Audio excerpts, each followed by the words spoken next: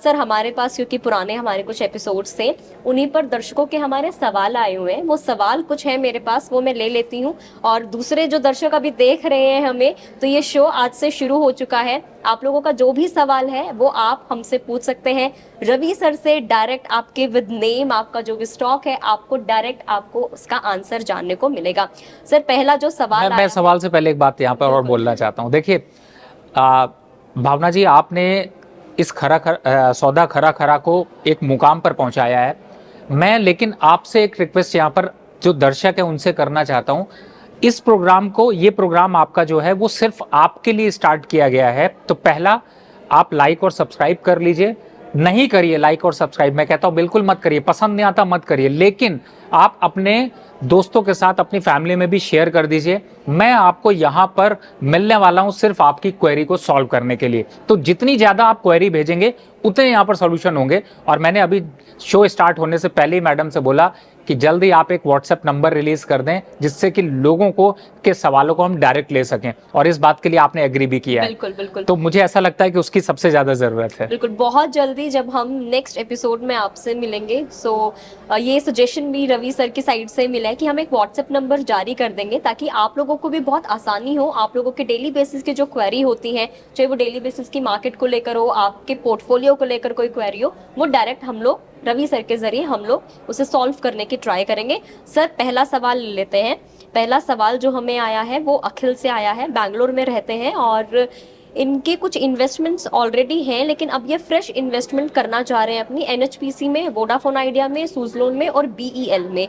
तो अब ये बोल रहे हैं कि इनमें राइट प्राइस क्या होगा एंट्री करने के लिए, राइट टाइम क्या रहेगा, टारगेट प्राइस ये जानना चाह रहे हैं, स्टॉप लॉस ये जानना चाह रहे हैं। एंड इनका जो सबसे इंपॉर्टेंट इसमें एक सवाल है वो ये, क्योंकि बजट आने वाला है, तो क्या एनएचपीसी के स्टॉक पे, जो इस तरीके के स्टॉक्स, इन पर कोई इम्पैक्ट पड़ेगा कि नहीं पड़ेगा। थैंक यू सो मच अखिल अपना सवाल पूछने के लिए। रवि सर अब आपको डिटेल में इसका आंसर देंगे। देखिए सवाल तो इन्होंने बहुत लंबा पूछा है और मुझे ऐसा लगता है कि इस सवाल की वजह से जो और दर्शक देख रहे हैं उनके भी कई सवाल जो है वो खत्म हो जाएंगे। पहला, देखिए एक तो पहली बात है बजट एक्सपेक्टेशन पे आप लोगों का, चूंकि ये पहला शो है और आप बिलीव करिएगा कि बजट एक्सपेक्टेशन पे हम आपके लिए स्पेशल एक शो भी जल्द ही आपके लिए लेकर आ रहे हैं, और उस पे पूरी कि बजट से पहले कौन से स्टॉक्स लेने हैं, तो थोड़ा सा वेट एंड वॉच करना पड़ेगा जिसपे कि मैं आपको टॉप स्टॉक दे सकूं जिसमें कि आप बजट के स्टॉक्स को आप फायदा उठा सकें। दूसरा, आपने यहां पर जो बात की है, जिस पोर्टफोलियो की बात की, सिर्फ मुझे एक दो स्टॉक्स यहां पर चिंता की वजह दिखा रहे हैं, अदरवाइज आप चाहे एनएचपीसी लीजिए, पीटीसी लीजिए, वोडाफोन आइडिया सिर्फ यहां पर मुझे थोड़ा सा दिक्कत वाला लगता है। लॉन्ग टर्म का कॉल यहां पर वोडाफोन आइडिया की तरफ नहीं जाना चाहिए, क्योंकि मुझे ऐसा लगता है कि इस स्टॉक में ऑलरेडी काफी मोमेंटम हो चुका है और इन लेवल्स पर फंसने की प्रोबेबिलिटी ज्यादा है, तो बजट हो जाने दीजिए, उसके बाद इसकी तरफ चढ़ेंगे। रही बात एनएचपीसी की या पीटीसी की, मुझे ऐसा लगता है कि आप अपना जब पोर्टफोलियो बना रहे हैं तो मैं आपको यहां पर 3 स्टॉक और रिकमेंड कर देता हूं। 2 स्टॉक तो आपने बहुत अच्छे चूज किए, एनएचपीसी, पीटीसी। तीसरे स्टॉक की तरफ जाते हैं तो मुझे ऐसा लगता है कि यहां पर इंफ्रास्ट्रक्चर की जो ग्रोथ हो रही है उसको लेकर के आप स्टॉक्स को लीजिए, और अगर आप सेक्टर स्पेसिफिक जाते हैं तो इंफ्रास्ट्रक्चर और पावर के थीम में के साथ में बैंकिंग काउंटर ऐड करिए। तो यहां पर इंफ्रास्ट्रक्चर से कौन सा लेना है, आईआरबी इंफ्रा इस समय काफी कंसोलिडेटेड चल रहा है, मुझे लगता है लॉन्ग टर्म ट्रेड है, तो आप इसको यहां पर कंसीडर कर सकते हैं। और जहां तक चौथे स्टॉक की बात करें तो मुझे इस समय के सिनेरियो में देख के ये लगता है कि बैंक ऑफ बड़ौदा में जो आज प्रॉफिट बुकिंग आई है ये आपके लिए अच्छी है। अच्छी इसलिए कि आप दोबारा इसमें एंट्री कर सकते हैं। और जहां तक अगले स्टॉक की बात करें, जो 5वां स्टॉक है, उसमें आते हैं तो कोल इंडिया अच्छा खासा करेक्शन पे मिल रहा है, बढ़िया मोमेंटम है और बजट का तो फिर हाल फ्लेवर है ही है। तो मुझे लगता है कि ये 5 स्टॉक्स आपको चूज करने चाहिए और इन पे अपना पोर्टफोलियो बनाना चाहिए। अगर आप इन स्टॉक्स में एसआईपी भी करते हैं तो आप मल्टी बैगर की तरफ बढ़ जाएंगे। इनका सवाल एनएचपीसी का ये टारगेट प्राइस भी जानना चाहते हैं, प्लस वोडाफोन आइडिया को लेकर अखिल आपको जवाब मिल ही गया होगा कि वोडाफोन आइडिया के लिए आप थोड़ा सा अभी रुक जाइए, अभी मत इसमें आप इन्वेस्ट कीजिए। सुजलोन और बीईएल को लेकर भी ये जानना चाहते हैं। देखिए सुजलॉन भी उसी कैटेगरी में है जिस कैटेगरी में यहाँ पर आइडिया की बात करी है। जहां तक बीईएल की बात है, देखिए इस समय चल रहा है वो स्टॉक 308 से 312 रुपए के बीच में कंसोलिडेट कर रहा है। इन लेवल्स पर आपको करना है अभी वेट, इंतजार कितना करना है, 290 रुपए के आसपास ये स्टॉक अभी आएगा, तब आप लीजिएगा। इसीलिए मैंने आपको वो स्टॉक सजेस्ट किए हैं जो करंट लेवल पर लेने लायक हैं। बीईएल या फिर सुजलॉन या फिर आइडिया, इन तीनों पे अभी थोड़ा सा रुकिए, अगर थोड़ा करेक्शन होता है तो दोबारा इस पे एंट्री करेंगे, लेकिन फिलहाल अभी लोकल लेवल के हिसाब से नहीं है। दूसरा, आपने एनएचपीसी का टारगेट पूछे, उसका टारगेट है 120 रुपीज का, तो यहां पर इस स्टॉक को अभी आप और ऐड कर लीजिए, क्योंकि एनएचपीसी ज्यादा स्ट्रांग दिखाई दे रहा है पूरी लिस्ट में। बिल्कुल। अगला सवाल है, आई होप अखिल आपको अपना ठीक से आंसर मिल गया होगा। अगर उसके बाद भी आपकी कोई क्वेरी रह जाती है तो आप हमारे व्हाट्सएप नंबर पर, जो हम बहुत जल्द रिलीज करने वाले हैं, या फिर कमेंट के जरिए आप हमसे पूछ सकते हैं।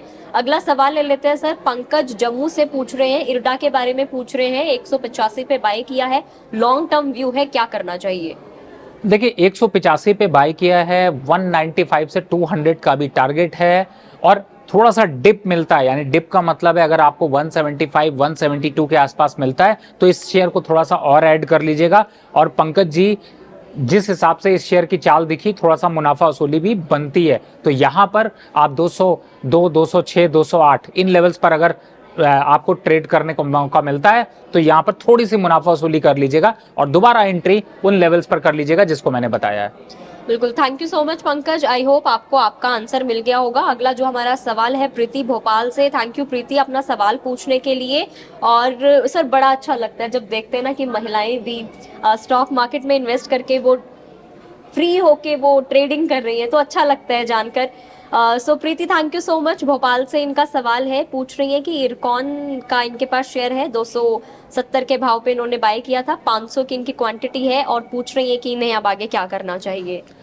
देखिए, 2500 का प्रॉफिट तो आज आपको आ ही रहा है, क्योंकि 275 रुपए क्लोज हुआ है, तो फिर अभी प्रॉफिट लेकिन बुक करने की जल्दी नहीं करनी है। टारगेट है इसका 300 रुपए का, 290 से 300 रुपए के बीच का। तो अभी 2500 आ रहे हैं, घर का खर्च तो निकल ही रहा है और सब्जियां तो अच्छे से आ सकती हैं, तो मुझे लगता है थोड़ा और इंतजार करते हैं, 300 तक आने देते हैं और इसमें थोड़ा बड़ा प्रॉफिट लेते हैं। तब तक अभी बने रहिए।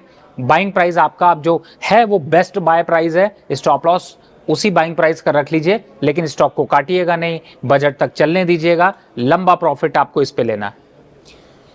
आई होप प्रीति आपको आपका जवाब मिल गया होगा। अगर फिर भी कोई क्वेरी रह जाती है, मैं बार बार रिपीट भी कर रही हूँ, अगर आपकी फिर भी कोई क्वेरी रह जाती है आप कमेंट सेक्शन में हम लोगों से पूछ सकते हैं। नेक्स्ट टाइम फिर से रवि सर से जुड़ेंगे और रवि सर से आपकी उन क्वेरीज को लेने की हम पूरा ट्राई करेंगे। अगला जो सवाल है वो है सतपाल दिल्ली से। Thank you so much Satpal, आप शो को देखते हैं, गुड रिटर्न्स को देखते हैं, फॉलो करते हैं, आपने सवाल पूछा, थैंक यू सो मच। इनका सवाल है कि 5 लाख इनको इन्वेस्ट करना है और उन्होंने 3 शेयर बताए यहाँ पे, ONGC बताया है, PTC बताया और कोल इंडिया बताया, और अब इनका ये कि 5 लाख इन्वेस्ट करना है, क्या करूं, कैसे करूं? देखिए, बहुत अच्छा डिसीजन है, बिल्कुल करंट लेवल पर आप यहाँ पर खरीदारी करके चले। ONGC,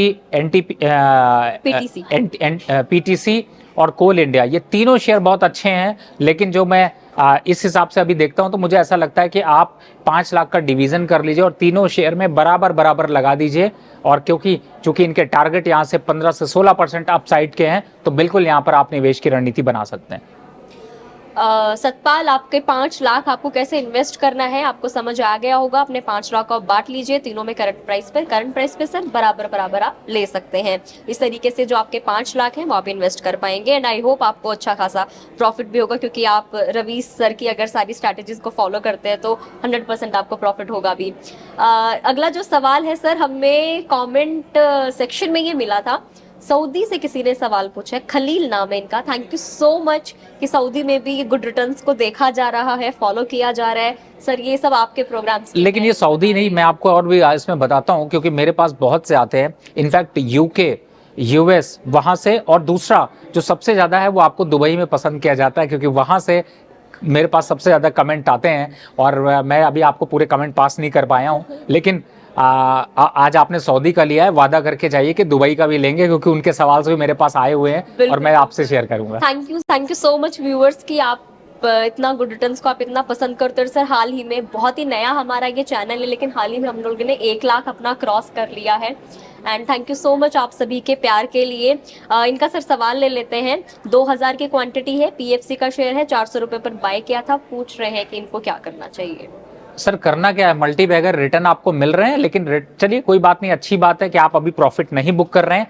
प्रॉफिट को और बढ़ने दीजिए। और इस समय अगर टारगेट को देखते हैं तो मुझे ऐसा लगता है कि इसके टारगेट अभी 540 रुपए तक जाते हुए नजर आएंगे। हालांकि आपको यहाँ पे 125 रुपए का प्रॉफिट, 100 रुपए का 105 रुपए का प्रॉफिट आ रहा है, लेकिन फिर भी मैं कहूंगा अभी और वेट करिए, इसको थोड़ा और बढ़ाते हैं और 150 रुपए का जब प्रॉफिट आएगा तब इसको बुक करिएगा। और बुक पूरा नहीं करना है, बुक करना है सिर्फ 20 से 30%। और जैसे ही थोड़ा बहुत करेक्शन आया दोबारा ले लेंगे, फिर वापस नए टारगेट के लिए चलेंगे। लॉन्ग टर्म इन्वेस्टमेंट है, बहुत अच्छी इन्वेस्टमेंट है। सो खलील, आपको आपका जवाब मिल गया होगा। थैंक यू सो मच अपना सवाल पूछने के लिए। आगे भी अगर आपके कोई सवाल रहते हैं, आप हमें कमेंट सेक्शन में या हम जो व्हाट्सएप नंबर जारी करेंगे उस पर आप अपनी सारी क्वेरीज पूछ सकते हैं। अगला सर जो सवाल है, इन्होंने अपना नाम और अपना जगह तो नहीं बताया, लेकिन इनके पास 50 शेयर्स हैं आईटीसी के, 418 के भाव पर है। तो ये पूछ रहे हैं इनको क्या करना चाहिए। देखिए, इस समय आईटीसी को अगर देखते हैं तो थोड़ा सा जब भी बजट आता है ना तो हमेशा आईटीसी के शेयर बढ़ते हुए नजर आते हैं। तो मुझे ऐसा लगता है कि अभी थोड़ा चलने दीजिए। 440 के आसपास के लेवल्स आ जाते हैं तो इन लेवल्स पर प्रॉफिट बुक कर लीजिएगा। तब तक अभी वेट एंड वॉच की पॉलिसी रखिए। बिल्कुल। अब बढ़ते हैं अपने हम लोग थर्ड सेगमेंट की तरफ, जो हमारा आईपीओज को लेकर है। इसमें हम लोग जो भी अपकमिंग आईपीओज हैं जो इस हफ्ते, क्योंकि आज वैसे ही मंगलवार है, इस हफ्ते जो आईपीओ खुलने वाले हैं उनको लेकर हम पूछेंगे रवि सर का क्या कुछ व्यू है उन आईपीओज को लेकर। तो सर, हमारे पास 2 मेन बोर्ड सेगमेंट के इशू हैं और एक हमारे पास एसएमई का है। हम इस सेक्शन में हम लोग बात करेंगे एमक्योर फार्मा की बात करेंगे, हम लोग बंसल वायर की बात करेंगे और हम लोग एम्बे लेबोरेटरीज की हम लोग बात करेंगे। पहले एक बार दर्शकों को बता देते हैं क्या कुछ इसका प्राइस बैंड है, कब से कब तक पैसा लगा सकते हैं। सबसे पहले हम बात करेंगे मेन बोर्ड सेगमेंट के इशू की। एमक्योर फार्मा का ये आईपीओ है, पब्लिक इशू 3 जुलाई से खुल रहा है, इनके कल से खुल रहा है। 5 जुलाई तक आप इसमें पैसे लगा सकते हैं। आईपीओ के लिए जो प्राइस बैंड तय किया गया है वो 960 से 1008 रुपए पर शेयर तय किया गया है। लॉट साइज 14 शेयर्स का है। कंपनी इसमें 1952.03 करोड़ रुपए जुटाना चाहती है और ये 10 जुलाई को इसकी लिस्टिंग होगी। सर, इस आईपीओ को लेकर आपके क्या रिव्यूज हैं? देखिए, आईपीओ बहुत अच्छा है और जिस हिसाब से कंपनी ने अपनी परफॉर्मेंस दिखाई है और पीछे जो बैलेंस शीट रही है वो काफ़ी स्ट्रांग रही है, तो मुझे ऐसा लगता है कि यहाँ पर आईपीओ तो बहुत अच्छा है, लेकिन मैं उम्मीद कर रहा था यहाँ पर थोड़े ज़्यादा का मतलब है कि मैं चाह रहा था कि थोड़ा सा डिस्काउंट तो यहाँ पर मिलना चाहिए था। प्राइस बैंड जो है वो थोड़ा हायर जोन पर है, अगर थोड़ा कम होता तो और अच्छा होता। लेकिन फिर भी जिस हिसाब से बैलेंस शीट है, मुझे लगता है कि यहाँ पर आपको लिस्टिंग गेन के लिए आप देख सकते हैं और इस पे आप अप्लाई कर सकते हैं। और फिलहाल अगर लॉन्ग टर्म के हिसाब से देखते हैं तो मुझे लगता है कि एक मौका आपको लिस्टिंग गेन और लॉन्ग टर्म दोनों का मिलेगा, तो बिल्कुल इसको आप अप्लाई कर सकते हैं। सेकंड आईपीओ है सर हमारा मेन बोर्ड सेगमेंट का ही है, बंसल वायर इंडस्ट्रीज का आईपीओ है और कंपनी यहाँ जुटाना चाहती है 745 करोड़ रुपए। 3 जुलाई को आईपीओ खुलेगा, 5 जुलाई तक आप इसमें पैसा लगा सकते हैं। सर, इसके लिए प्राइस बैंड है वो है 243 से 256 रुपए पर शेयर। लॉट साइज 58 शेयर्स का तय हुआ है और 10 जुलाई को इसकी लिस्टिंग होगी। सर, आपका व्यू क्या है इस पे?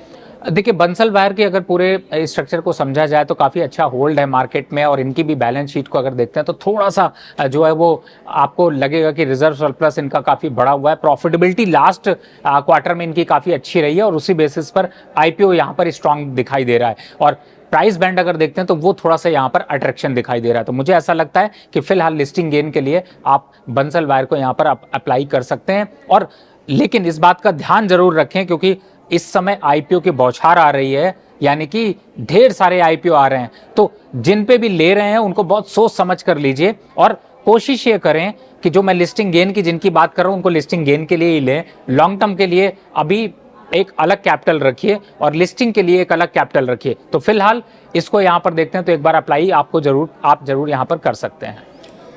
नेक्स्ट आईपीओ हम लोग ले लेते हैं, एसएमई सेगमेंट का आईपीओ है, एम्बे लैब्स का है। 4 जुलाई को ये ओपन होगा, 8 जुलाई को ये क्लोज हो जाएगा और कंपनी इसके जरिए 44 करोड़ 68 लाख रुपए यहाँ पे जुटाना चाहती है। प्राइस बैंड जो है वो 65 से 68 रुपए पर शेयर का है। लॉट साइज रखा गया है 2000 शेयर्स का। 11 जुलाई को इसकी लिस्टिंग होगी। सर, आपके क्या व्यूज हैं? देखिए, फिलहाल एसएमई आईपीओ पे तो इतने एसएमई आईपीओ आ रहे हैं तो आपको बहुत सोच समझकर यहाँ पर निवेश करना है। और जहां तक अभी जिस आईपीओ के बारे में भावना जी ने इतनी डिटेल में बताया है, अगर इस आईपीओ को देखते हैं तो मुझे ऐसा लगता है कि ये पूरे आईपीओ का भी हम लोग कंपैरिजन धीरे धीरे लाते रहेंगे, नए स्टॉक्स जो आएंगे आईपीओ एसएमई आईपीओ पे उन पे डिस्कशन करेंगे। और जैसा आपने वादा किया कि आप शायद मैनेजमेंट को भी आप इस पे कनेक्ट करके ज़्यादा व्यूज़ को पूछेंगी, तो मुझे लगता है वो ज़्यादा क्लियरिटी देगा। लेकिन फिलहाल इस एसएमई आईपीओ को अगर यहाँ पर देखते हैं तो मुझे लगता है कि आपके लिए एक मौका आ रहा है, जो कि एसएमई आईपीओ पे आपको इन्वेस्टमेंट की यहाँ पर राय निकल कर आ रही है। तो मुझे ऐसा लगता है कि इस एसएमई आईपीओ पे आप ध्यान रखें, और अगर एप्लीकेशन बनती है, एक चीज़ का जरूर ध्यान रखें। हमेशा आप कहते हैं कि आईपीओ नहीं आता, जो आईपीओ आप अप्लाई करें उसको हमेशा हायर बैंड के लिए अप्लाई करें, उसमें 2 बैंड होते हैं। लोअर बैंड के लिए अगर आप अप्लाई करते हैं तो चांसेस बहुत कम हो जाते हैं, और इस आईपीओ को आप हायर बैंड के लिए अप्लाई करिए तो आपको यहाँ पर अच्छा मौका मिल सकता है।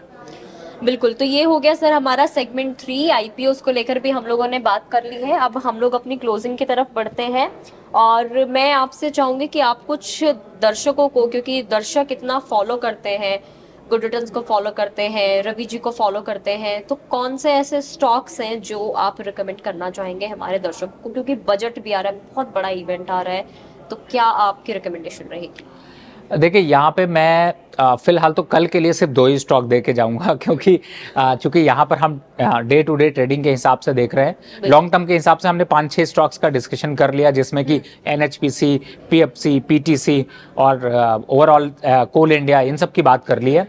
कल के लिए जो फोकस आपको रखना है वहाँ पर एक जेके टायर स्टॉक है जिसको कि आपको फोकस रखना है, और दूसरे स्टॉक की बात करें तो वो है एनएचपीसी, 99 के पास चल रहा है। मुझे लगता है ये 2 स्टॉक को आप कल फोकस में जरूर रखिएगा। इन पे बाइंग एक्युमुलेशन चल रही है, तो यहाँ पर आप फोकस करके चल सकते हैं। और ओवरऑल बजट की स्ट्रैटेजी के लिए बिल्कुल जुड़े रहिए, हम लोग बजट की स्ट्रैटेजी पे जल्दी डिस्कशन और करेंगे।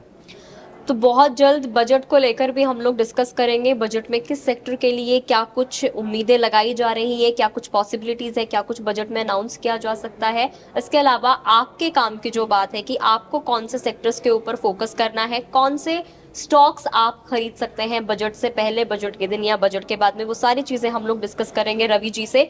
आप गुड रिटर्न्स के साथ बने रहिए। अगर आपका कोई सवाल है, आप किसी पर्टिकुलर स्टॉक के बारे में जानना चाहते हैं, आप शेयर मार्केट में नए हैं और आपको नहीं पता है कि निवेश कैसे शुरू करना है, निवेश करना कैसे है, वो स्ट्रैटेजी आपकी क्या होनी चाहिए, पोर्टफोलियो एक बन गया है लेकिन आप लॉस में चल रहे हैं, तो उस लॉस से आपको बाहर कैसे आना है, प्रॉफिटेबल आपको कैसे होना है, तो आपका जो भी क्वेश्चन है आप हमें फिलहाल के लिए कमेंट बॉक्स में आप लिख के हमसे अपना सवाल पूछ सकते हैं। बहुत जल्द हम व्हाट्सएप नंबर भी जारी कर देंगे, तो आपका जो सीधे सवाल है वो आप उस नंबर पर पूछ पाएंगे। सो आई होप आपको ये जो वीडियो है ये पसंद आई होगी। सर आप लास्ट में और कुछ रिकमेंड करना चाहेंगे हमारे दर्शकों को? नहीं, देखिए सबसे बड़ी बात है कि आपने एक बहुत अच्छा शो स्टार्ट किया है। सक्सेसफुल बनाना और अपने दोस्तों के साथ ज़्यादा से ज़्यादा शेयर करना, ये अब आपके हाथ पे है। अगर आप इस प्रोग्राम में कोई सजेशन भी देना चाहते हो तो बिल्कुल दीजिए, क्योंकि हम लोग कोशिश ये करेंगे कि आपके उन सॉल्यूशंस को ले पाएं। आप लोगों ने बहुत सारे सवाल वैसे भेजे, हमने थोड़े ही सवाल कुछ हम लोग ले पाए हैं, लेकिन हम कोशिश करेंगे अगर आपके ज़्यादा से ज़्यादा सवाल आएंगे तो हम कोशिश करेंगे कि और ज़्यादा सवालों का एक रैपिड फायर राउंड भी रखें, जिससे कि ज़्यादा से ज़्यादा सवालों को रिप्लाई कर पाएं। फिलहाल आप लोगों से रिक्वेस्ट होगी कि इस पूरे वीडियो को आप अपने दोस्तों के साथ जरूर शेयर करें, और उनको भी जरूर बताएं कि आप स्टॉक मार्केट पे बिना किसी ज्ञान के कूदने की कोशिश ना करें। दूसरा, जो बहुत से सोशल मीडिया चैनल पे आपको इंस्टाग्राम पे रील्स दिखाई देती हैं, उन रील से थोड़ा बचकर निवेश करिए, क्योंकि वो आपके पॉकेट में बहुत बड़ी सेंध मार रहे हैं। बहुत सारे टेलीग्राम ग्रुप्स भी होते हैं। टेलीग्राम तो मैं तो कहता हूं अगर आप समझदार हैं तो टेलीग्राम चैनल पूरी तरह से अनइंस्टॉल कर लीजिए, क्योंकि वो आपको आप पूरा कैलकुलेशन कर लीजिए। अगर आप प्रॉफिट में हैं तो बहुत अच्छी बात है, बिल्कुल फॉलो करिए। लेकिन आप पिछले 6 महीने से देखें या 1 साल से फॉलो कर रहे हैं तो देखिए क्या वाकई में प्रॉफिट में है। मैं आपको भावना जी बताऊं, जो सेबी का एक डिस्क्लेमर होता है फ्यूचर ट्रेड पे आता है कि 10 में से 9 लोग जो है वो नुकसान करते हैं और उनका नुकसान 50,000 के बराबर है। अगर टेलीग्राम को आप देखेंगे ना तो वो 99 नहीं होगा, वो 100% होगा। बिल्कुल बिल्कुल, राइट। तो देखिए बजट को लेकर भी अगर आपको कोई सवाल है, आपके पोर्टफोलियो को लेकर सवाल है, आप हम लोगों से पूछ सकते हैं। बार बार मैं आपको ये बात रिपीट भी कर रही हूँ कि आप कमेंट सेक्शन में हमसे पूछ सकते हैं। सो आई होप आपको ये जो शो है सौदा खरा खरा, जो हम आज से इसकी शुरुआत कर रहे हैं, आपको पसंद आया होगा। जैसा सर ने कहा, अगर आपको कोई सजेशन है शो में, आप चाहते हैं कि हमें कुछ सेगमेंट ऐड करना चाहिए या कोई भी आपका सजेशन है, वो भी हमें लिख के भेज सकते हैं। हम जरूर ट्राई करेंगे कि हम आपके सजेशन को फॉलो करें। Thank you so much for watching this and thank you Ravi sir, हम लोगों से जुड़ने के लिए, दर्शकों को बांध के रखने के लिए इतने टाइम तक। Thank you so much. Thank you viewers.